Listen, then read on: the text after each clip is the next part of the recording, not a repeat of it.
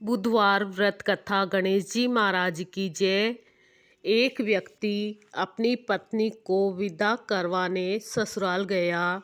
कुछ दिन रहने के पश्चात उसने सास ससुर से अपनी पत्नी को विदा करने के लिए कहा, किंतु सास ससुर तथा अन्य समधियों ने कहा कि आज बुधवार का दिन है, आज के दिन गमन नहीं करते।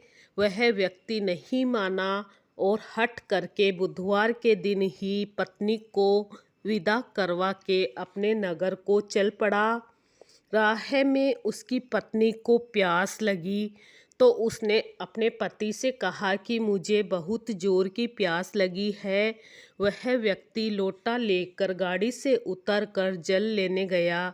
जब वह जल लेकर लौटा और अपनी पत्नी के निकट आया तो वह यह देखकर आश्चर्यचकित रह गया कि ठीक उसकी जैसी सूरत तथा वैसी ही वेशभूषा वाला एक व्यक्ति उसकी पत्नी के निकट गाड़ी में बैठा हुआ है। उसने क्रोध में दूसरे व्यक्ति से पूछा, तू कौन है जो मेरी पत्नी के निकट बैठा है? दूसरा व्यक्ति बोला, यह मेरी पत्नी है, मैं अभी अभी इसे ससुराल से विदा करवा कर ला रहा हूँ। वे दोनों परस्पर झगड़ने लगे। तभी राज्य के सिपाही आए और उन्होंने लोटे वाले व्यक्ति को पकड़ लिया तथा स्त्री से पूछा, तुम्हारा असली पति कौन सा है? उसकी पत्नी शांत रही, क्योंकि दोनों एक जैसे थे। वह किससे अपना पति कहे? वह व्यक्ति ईश्वर से प्रार्थना करता हुआ बोला, हे परमेश्वर, यह क्या लीला है कि सच्चा झूठा बन रहा है।